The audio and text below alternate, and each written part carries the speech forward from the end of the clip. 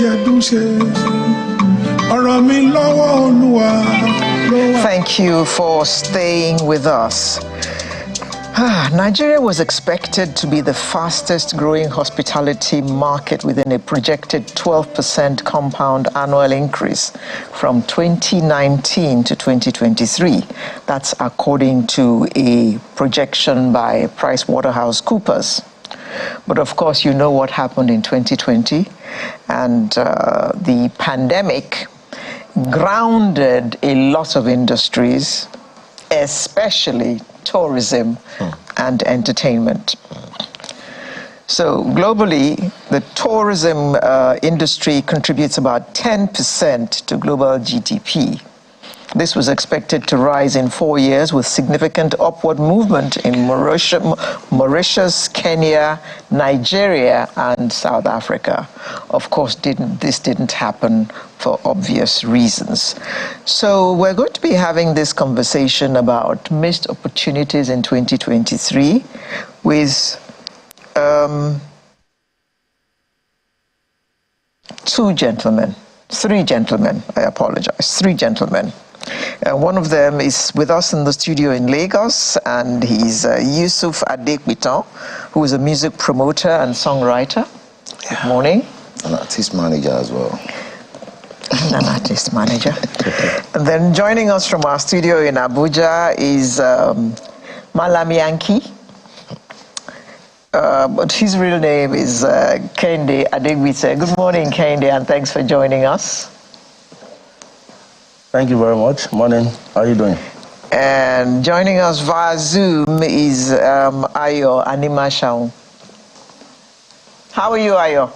Well, I understand he's not there yet. Stepped out to take a sip of water or something. Oh, or maybe he's just getting his cocoa ready. Okay. Mr. Adegbito. Yes, ma'am. Our entertainment industry is growing. There's no doubt about that. Yeah. But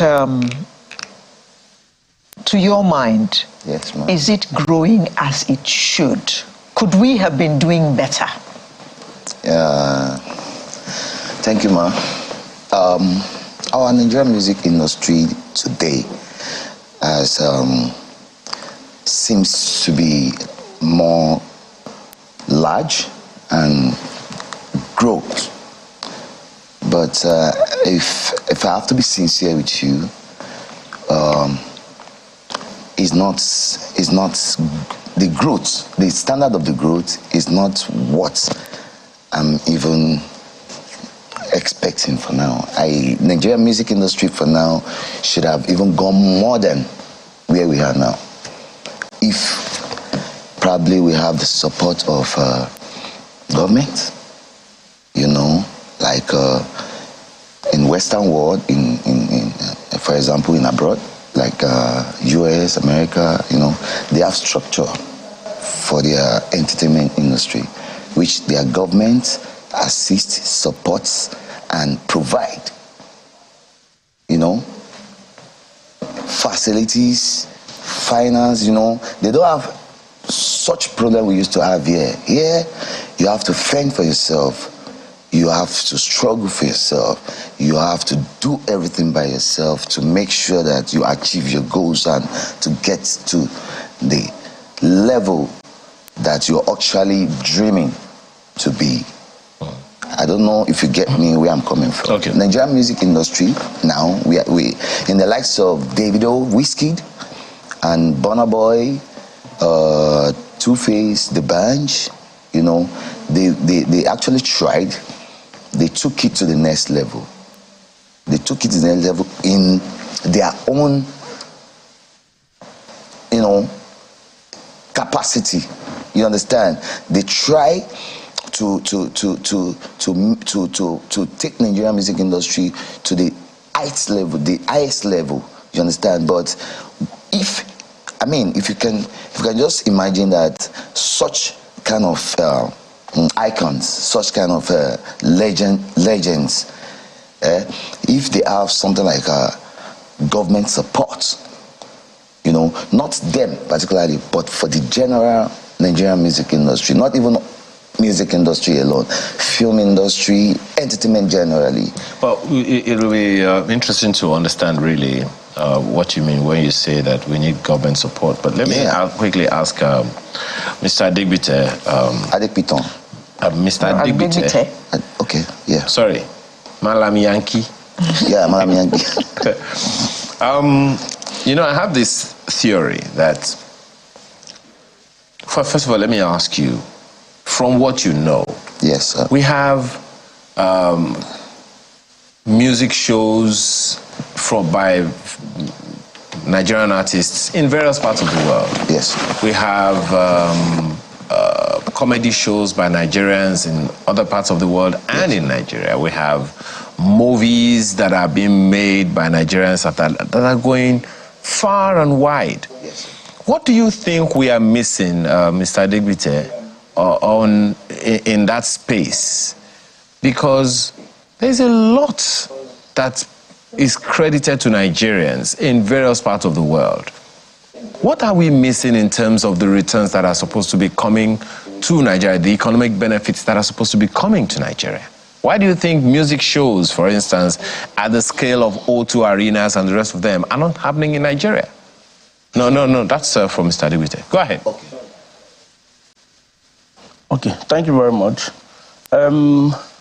Nigerian music artists, comedians, entertainment generally has been self-struggled. Taking, for example, we have international labels that are collaborating with Nigerian artists, signing them abroad. The online streaming comes in dollar, and first it goes to that company abroad before whatever is supposed to be for the Nigerian artists now come back to them. If there are Nigerian companies here that are doing that, do you think the money will go abroad first? The money will remain in Nigeria. Look at Lagos, for instance.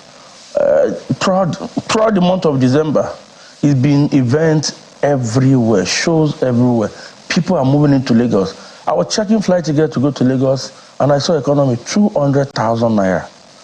200,000 to go from Abuja to Lagos, meaning something is happening in Lagos.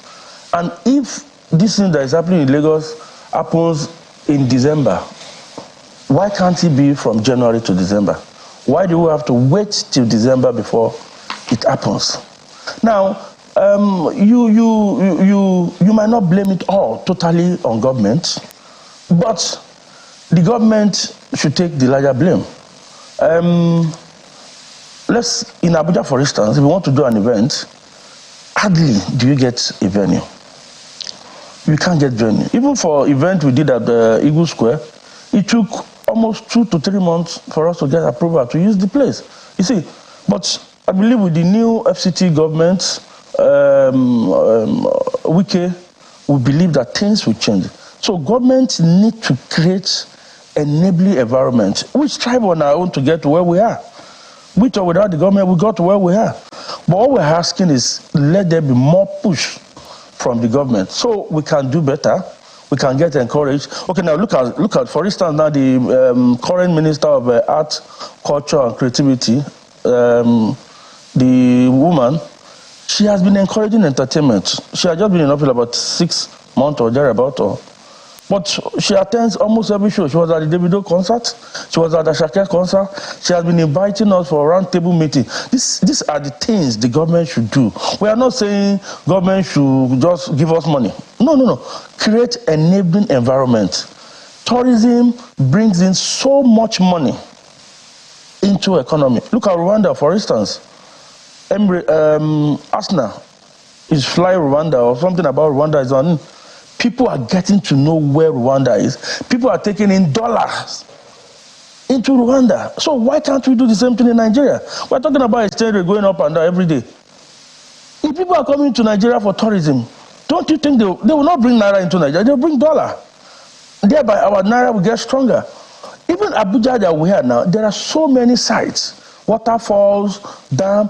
Abuja residents don't even know that those places exist. When you go there, you not even think you're in Nigeria, talk less of thinking you're in Abuja. And they are just lying there, wasted.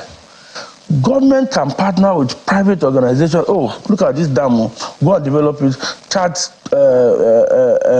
token as gate fee. They will maintain the place, they will beautify the place, they will keep that place alive, they will make money from themselves, they will make money for the government, they will employ people. So government needs to create enabling environment for us to strive. Thank you very much. Staying with you, how much is insecurity affecting the business of entertainment, seeing as a lot of it happens after dark?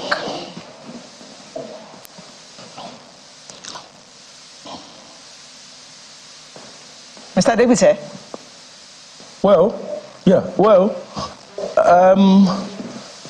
Some years back in the era of good luck, insecurity was more dangerous than it is now, and we survived. Nigerian entertainment came into limelight around that good luck time. Despite the insecurity, good luck government supported us, supported entertainment. It was during good luck that even a lot of comedians came up, because they would yab him, they would crack jokes about him. Nobody's harassing them. So insecurity, yes, we know insecurity is a big problem, but when people are happy, you tend to think less of the insecurity. All right, I don't think in a way the insecurity will affect us that much. Okay. Because we are past that level. Okay. And with the present government, I think security, I think entertainment will strive more than it has been before. Okay, let's quickly bring in another, the third of the men Alaro talked about the other time. Mr. Ayo Animashaun also joins us. He's a publisher of Hip Hop World magazine. He is the founder of Hip TV, and also the founder of the Headies Awards. He joins us virtually as well. Good morning, and thank you for joining us, Mr. Animashaun.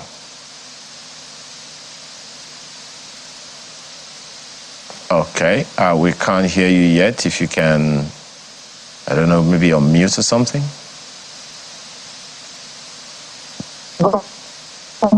Thank you for having me. Okay. Let's hope that this connection gets better.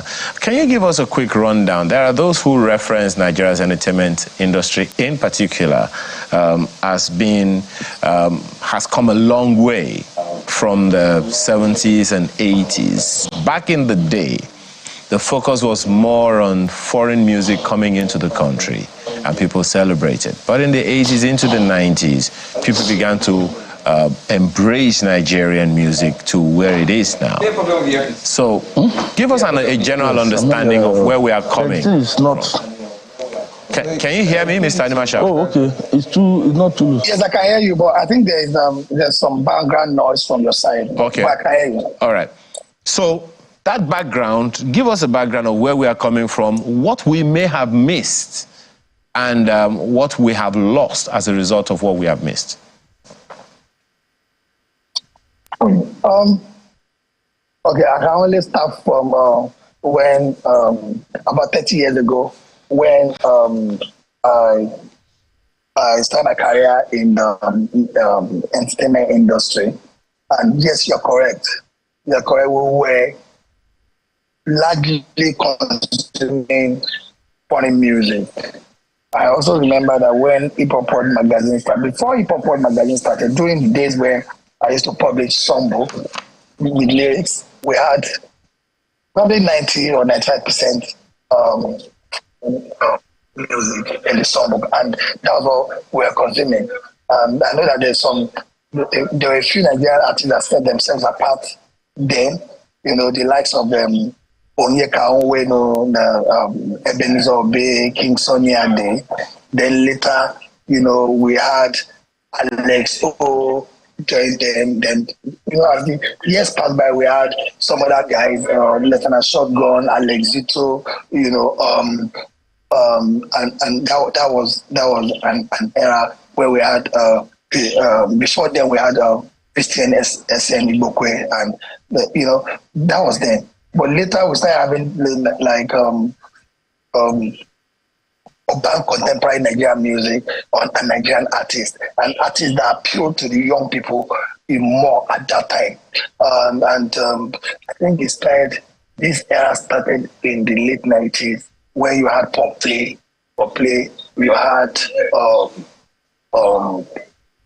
remedies, then we later had guys like Trice Men, and a host of others also actually created good music. The Black Ravens, there were so many, Rough, Rugged and Raw, Mode 9 with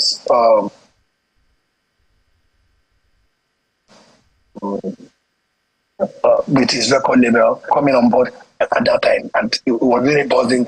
And I would say that at that time, the radio station played a role. They had a policy to play more of Nigerian music, and that just changed everything.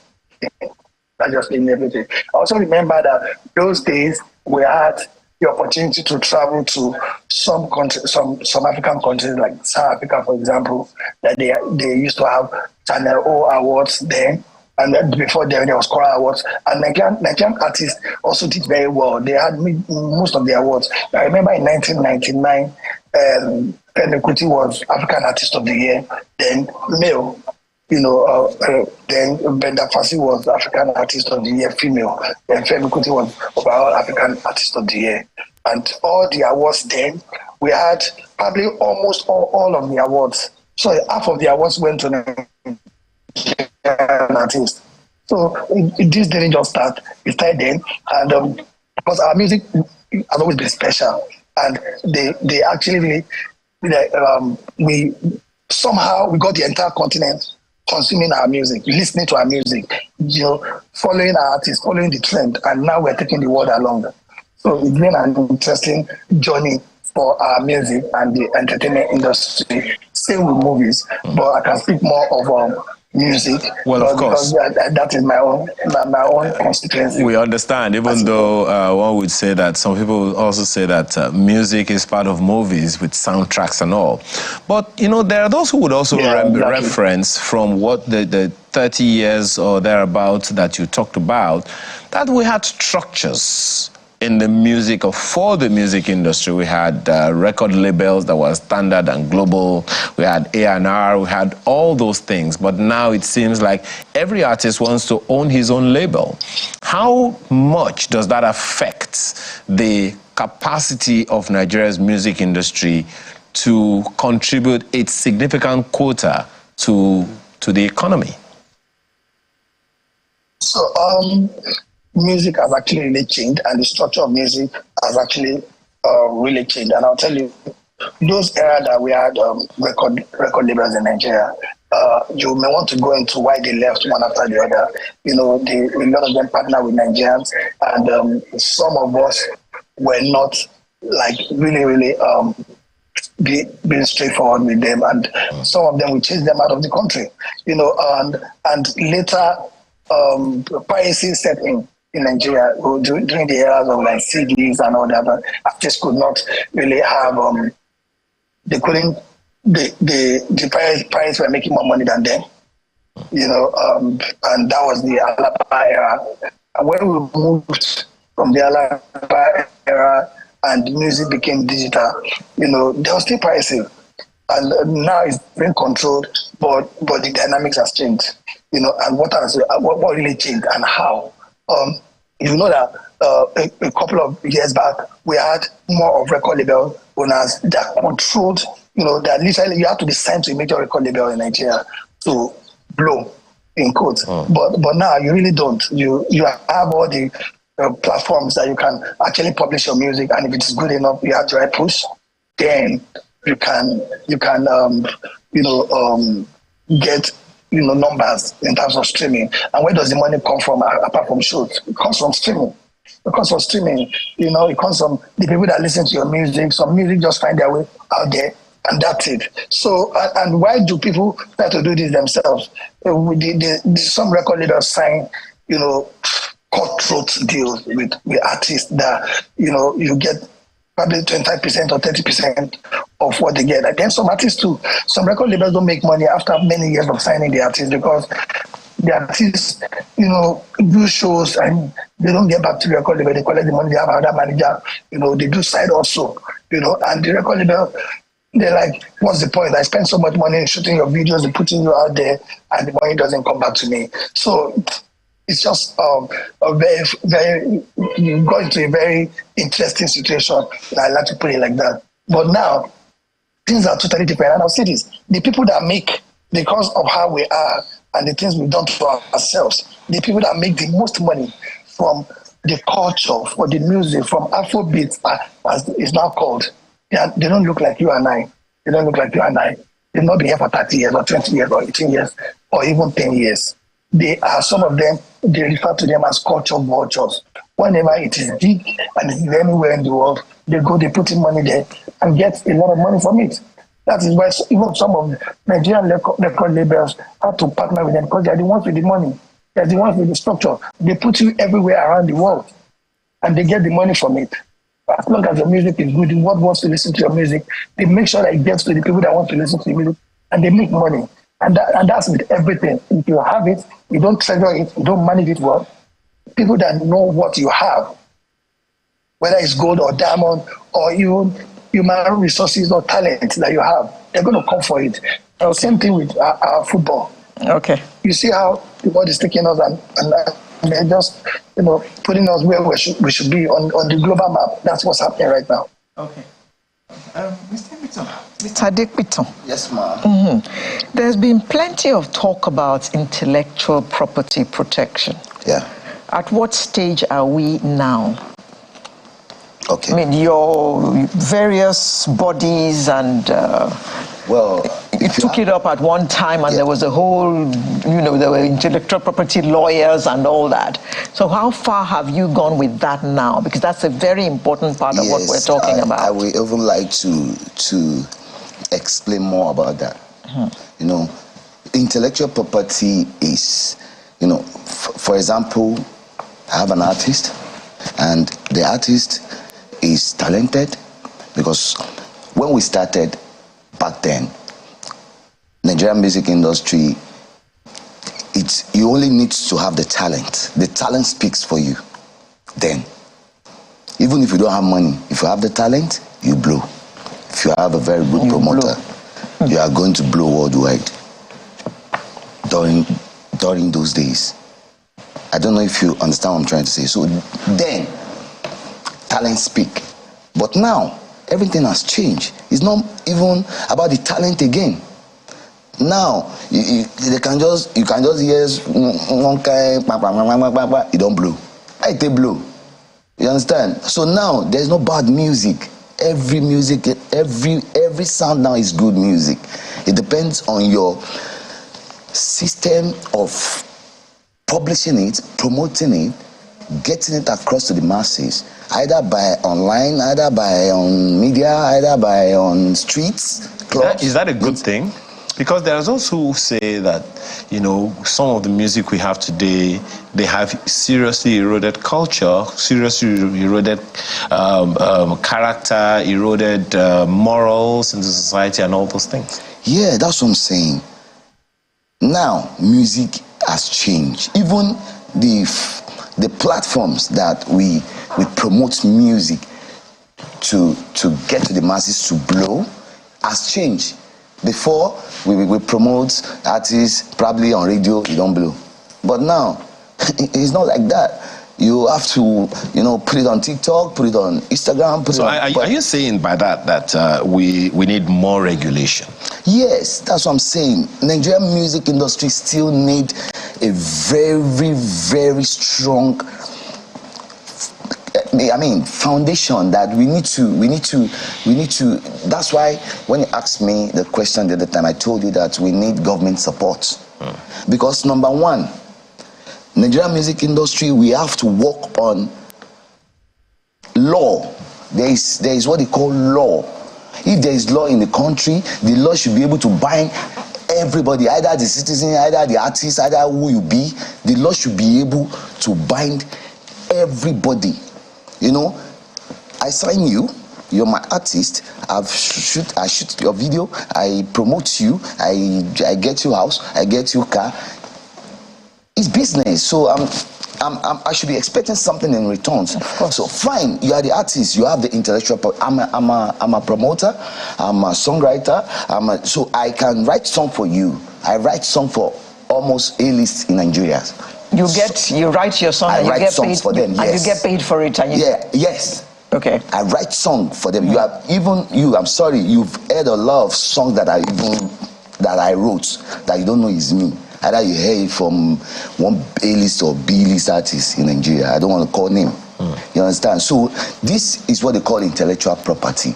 As an artist, you have your right to get what you're due to get from your label or your investor. You understand? So, but at the same time, you need to pay back to be loyal and be straightforward to your label or your investor. But Nigeria nowadays, artists don't even have that patience. They just want to make use of the investor or make use of the label owner and go away. That's what I'm saying, that our law is not even standard for now. Let me take that question to Malami Yankee. Malami Yankee, intellectual property. Yes, please. There was a lot of talk a few years ago about no protection for intellectual property. Yes. What is the situation today? Because I know that some of your unions and things took it up at one time, and there was a lot of talk about it. How far have you gone with protecting your intellectual stuff? Okay, I think technology has helped us in a way.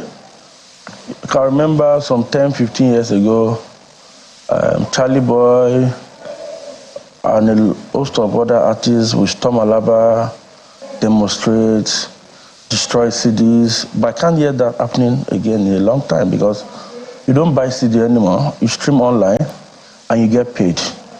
And you pay to do that and the artists get paid. So I think technology in a way has been able to help us to a large extent. If you check now, artists make so much money. When I say money, I mean money in dollars from streaming online. And because we Nigerians have accepted Nigerian music, and we have also been able to export it to other countries, everywhere you go in the world now, they are downloading Nigerian music. At the airport, they are playing Nigerian music. In shops abroad, they are playing Nigerian music. So you are forced to download it. And in downloading it, you are paying. So the guy in Alaba, even if he produces a CD, nobody is using CD anymore. Everything is now digital. We play it on our phone. You can connect your phone to your DJ set and you are playing. You don't need a CD like before they used to do CD. So I think to an extent, that has helped us to protect our intellectual properties. What about the local bodies that were set up to collect royalties for artists? Well, to the best of my knowledge, I don't think any artist can boast of any royalty coming from anybody. What is the royalty they're even paying? The artists, what artists charge in a day and what they were intending to pay them are not even comparable. So why do you think any artist will waste his time waiting for one royalty or the rest? And then the people collecting the royalty are also working as if they are politicians. So why do you think any artist we waste his time going to look for, waiting for royalties when you're making so much money? Whiskey, Burna Boy, they charge over $1 billion to perform an event. Why do you think a Whiskey would now be waiting for royalties? So I think we are past that stage. Nigerian entertainment has passed that stage. Nigerian entertainment, we Nigerians have been able to embrace our music and export it to the world. So we should also do the same thing to tourism. Let us accept our culture. Let us accept our country. There are so many places in Nigeria where if you visit, you will not think it. Let us accept our own first. Let's accept our food, and then let's exploit it and make more money. Incidentally, when you talk about tourism, a few of our colleagues, in fact, two of our guests who are supposed to join us this morning, happen to be right now in Calabar for that annual tourism. But you know, let me take you up on this one before I come back to the studio here. Sadiq, you talked about Burna Boy, talked about Wizkid, talked about Davido, and a host of others, Rema and the rest of them. Anima shall mention the other time that you don't even need to have spent so many years in the music industry these days. 5 years, 10 years, once you are able to put your voice out there, you can reap rewards within a very short time. I run away from using that word blow because, I mean, it brings up something else entirely. So the point that I'm trying to make there is these guys organize shows all over the world. And you mentioned it the other time, that they earn their returns in dollars, in foreign currency, when they have these shows from all over the place. Burna Boy, we understand, had a show recently and some people were trying to play funny with him. But back in time, we used to have concerts in Lagos, for instance. Big concerts, annual concerts that people look forward to, the Lekki Sun Splashes of this world, the Golden Tone concerts of this world, and the rest of them. Do you see those times coming back?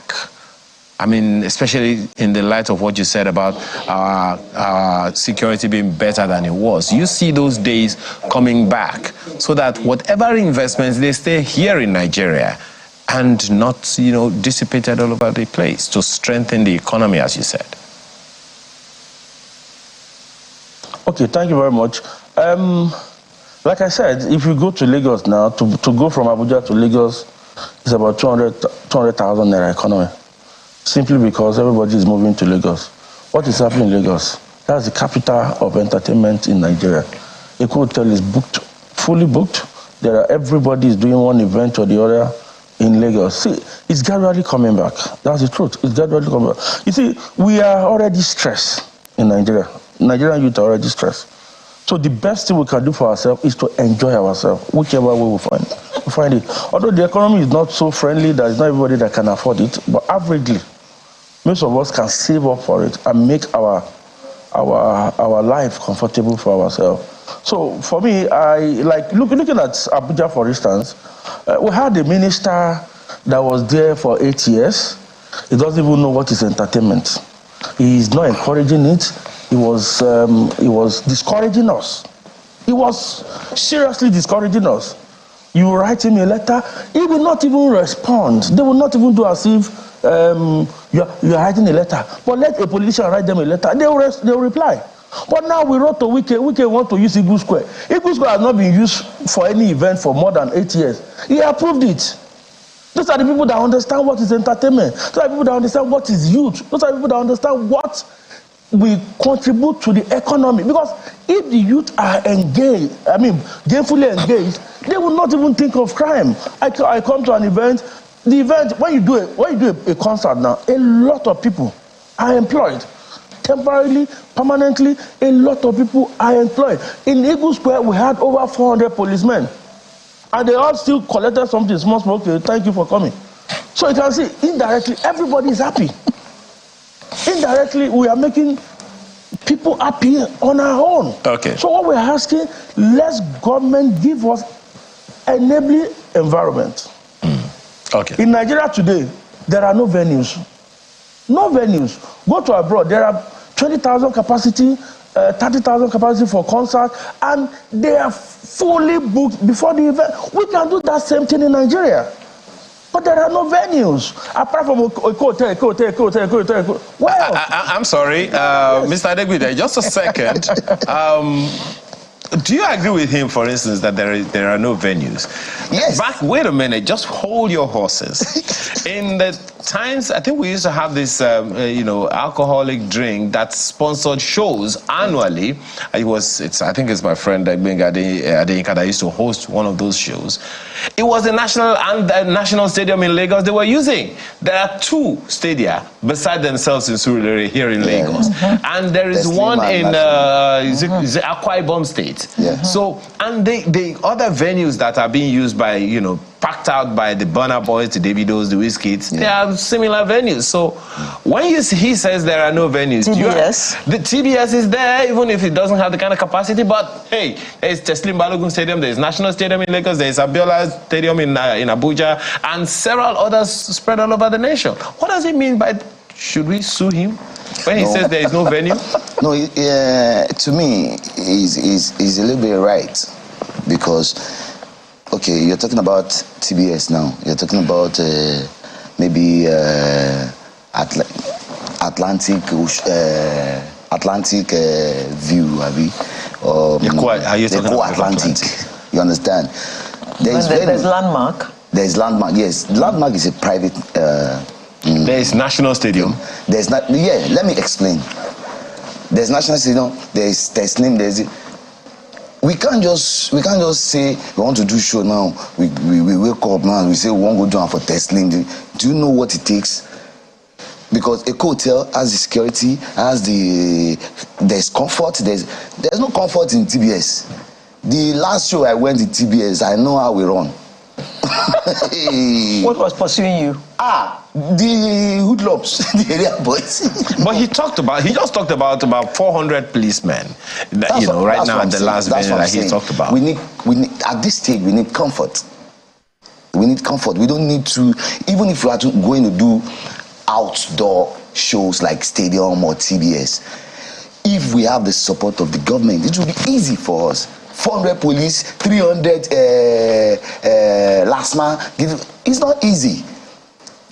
These are things that we need to come together. I don't mind. We join hands together. We'll write proposal to the government. This is what we need in Nigerian music entertainment industry.